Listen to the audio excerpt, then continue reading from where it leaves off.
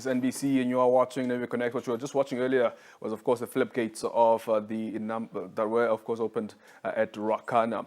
Let's bring you another conversation. A group calling themselves the Marginalised Group has taken it upon themselves to rightly defend and speak out for the Down-Trodden. Today I'm joined by its chairman, Roger Beukes, to, of course, tell us more on this. Mr. Roger, very good morning to you. Thank you so much for joining us. Good morning, John, and thank you for having us. Absolute pleasure. Let's talk about what prompted you to come up with this group. What really were the issues, or rather the motivating factors that actually brought up this idea? So, John, if you find in our communities, we are very fragmented, and we don't partake in things of this nation. Mm-hmm. We talk about nation building and everything. We talk about one Namibia, one nation, but not everybody is taking part in driving this narrative. Yeah. So the idea of this forum for marginalized groups in Namibia is just to sort of unite our people, let them partake, drive them into partaking in nation building. Mm. Don't just sit at the side and criticize those that is steering this projects. Mm. Take part. We've got a new president, and it's clear that she's got a new agenda, and she's doing the right things, looking at younger people in the parliament, in the cabinet, and we as a nation should see this as a clean slate. Yeah. Let's start afresh. Let's take her hands in helping her achieving her objectives. Mm-hmm. So this is us just trying to see what we can do from our end to bring communities together. Mm-hmm. We want to build this on 3 pillars.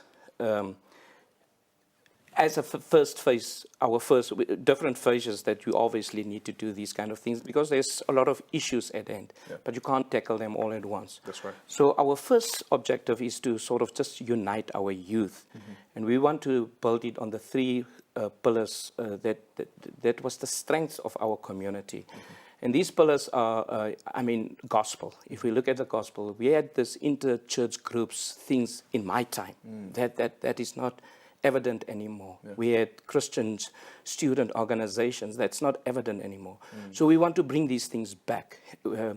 If you look at school sports are focusing on kids at school, but what happens after that? I mean, if I'm coming from Commersdal, there was teams like Young Ones, Civics. All these teams were there, they disappeared. And it's everywhere. It's in every town in Windhoek. They just disappeared. So what are we doing? Yeah. We cannot just look at the government and say, but the government is doing this and the government is doing that. We must ask ourselves, what is it that we can do to take the government's hands, to put these things back where it's supposed to be? Absolutely. I like how you explained that.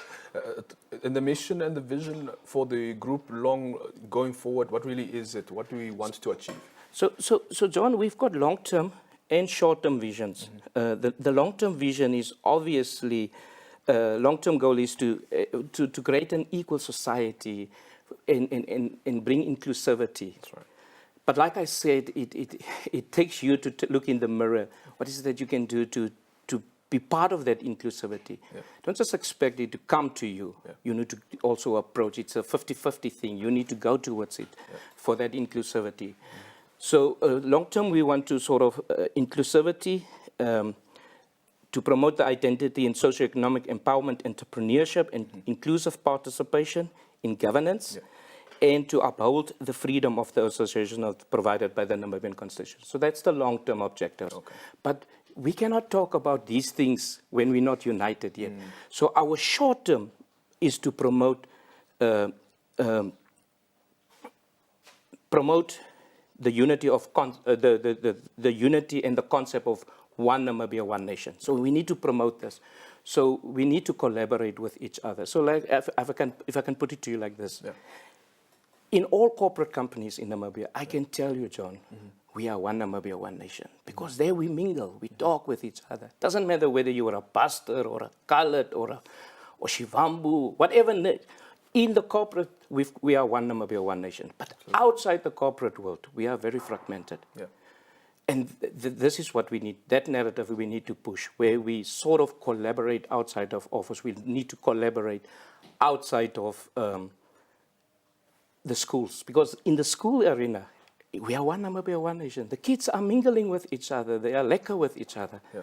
But further than that, so our focus is basically the group, the school leavers, the ages of 25 and younger, to focus on them for now, because they are the future of this nation. That's right. And we need to bring the message to them. Very well. We don't need to dwell on the past. What is it that we can do now for a better future? Absolutely. Now, you've already mentioned to us about, who exactly will be forming part of this marginalized community. Of course, you mentioned the age and the young people to be specific. But when we hear about marginalized, quickly we'll be thinking about the San, the Ovahimba, the Ovashimba. But when we hear about the group that you are alluding to, who are we exactly talking about, and what is which group are we, of course, advocating for, and what voice do we really want to put out there so that it's heard? So the fragmentation, John, is amongst the descendants of the Khoikhoi and the San people. Okay.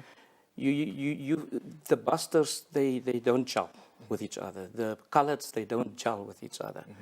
The Namas, we are all fragmented. So our initial focus would be on the descendants of the Khoikhoi and the San people. Very well. But that's our initial focus.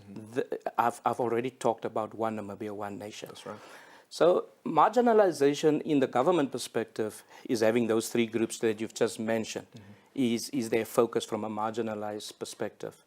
But I think if you look in general perspective, you will find, I mean, we refer to the Oshiwambo people at this point of time as the executive tribe. Right. But you will find marginalization there as well. Yeah. So we want to expand across the borders of this nation. We want to sort of have that Ubuntu amongst us all.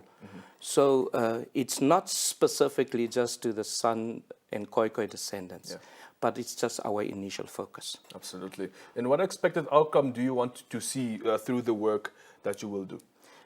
My primary objective is to drive the narrative of one Namibia and one nation. Yeah. And like I've said, I'm going to focus on the three pillars of our community strength, which is the culture, sports, and the gospel. Absolutely. So I want to see that we're going to have annual competitions of the nature where we will compete in the 14 regions, and then we'll come together for a grand finale in Windhoek. I want to see where we have youth teams for 24 and younger competing in the regions, and then we have big competitions in Windhoek, where we create this platform for our youth to sort of just mingle with each other and build. I mean, we want to see empower each other. We want to see brave warriors to be the best team in Africa. That's right. But we will not get there if we don't work together. Absolutely. We need to create those platforms where it's moved away from politics and just us Namibians. Let's not look at this thing from a political angle. Let's look at it from a Namibian people perspective. Absolutely.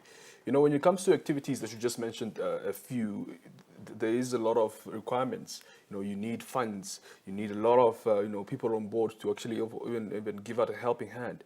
Do you have any sponsors at this point? Do you have any fundraising activities that you would like to make sure that at least the organization is able to keep afloat when actually activities arise, and how to of course fulfill the benefit, or rather the purpose of one Namibia, one nation, like you mentioned? Yeah. So that's exactly why I'm steering away from politics, because, John, we are in our baby shoes, and we are launching the Forum for Marginalised Group officially Friday the 4th at Western Suburbs Clubhouse, Western Suburbs Rugby Team or Sports Club Clubhouse, from 7 o'clock, and you are invited, NBC TV. So we've got our official launch of this forum. Obviously, we're still in our baby shoes. We need to have structures in all regions. We need to have people that put up their hand and say, I want to join you. I want to join forces with you, because what you are doing is on our hearts as well. So what we've done is we've registered Section 21 company to allow for us to engage with any sector, including the media, in this country to join hands with us and taking us forward. So for now, the funds are not there, but I believe this task is put on me by a greater God. And when He puts you on the ground, He will provide. So the money will come. Absolutely. I've got no doubt that we will succeed because He will lead the way. Absolutely. I love your confidence, Mr. Beukes. Let's talk about, many who still identify themselves as marginalized, yet they are not classified as such. Are they welcome to join the group? Everybody and anybody. Yeah. Even those that don't feel marginalized are welcome to join. Everybody and anybody is welcome to take hands with us. Absolutely. And again, going back to funding, for those who'd like to come on board and support this organization, how can they come about doing that, and what are the steps that they need to take? So obviously, for an organization like this, you need to have the right things in place to ensure that transparency and integrity is on a high level. Yeah. So we are in the process to opening our bank account. So we don't have that yet. There's a lot of processes and red tape for organization like this because money laundering, organization like this is a target for money laundering. Right. So obviously the FIC, we need to complete our fit standing and all those kind of things. So yes, the idea is eventually to be a force to be reckoned with, but not just a force to be reckoned with, one that all sectors wants to take hands with. Absolutely. Talk to us about Friday again. What can we expect? And of course, just invite everyone who would like to be on board to come and join you at the Western Suburbs Stadium. So like I already alluded to, it is our official launching of the Forum for Marginalised Groups. So it is coinciding with a gala event. Yeah. We've got the Swingers Dance Band, so there will be a bit of ballroom dancing. Nice. And it's a 3-course meal that we are offering to people for a mere ticket of 350. But for the media, it will be free of charge, limited numbers. Yeah, very well. I'll make sure early. I don't want to be the whole NBC to come now, which obviously I would love, but for other events. That's right. But for this one, I've got a table or two for media. Please, media people, make contact with us. We will make sure that there's provision for you because we need the media to take this to all corners of the nation. Absolutely. Mr. Beukes, it's a pleasure to be with you today to, of course, tell us about this very important event and, of course, the group that you are, of course, advocating for as the chairman. We wish you all the best and, of course, hope to see you Friday. Thank you very much and I hope to see you there.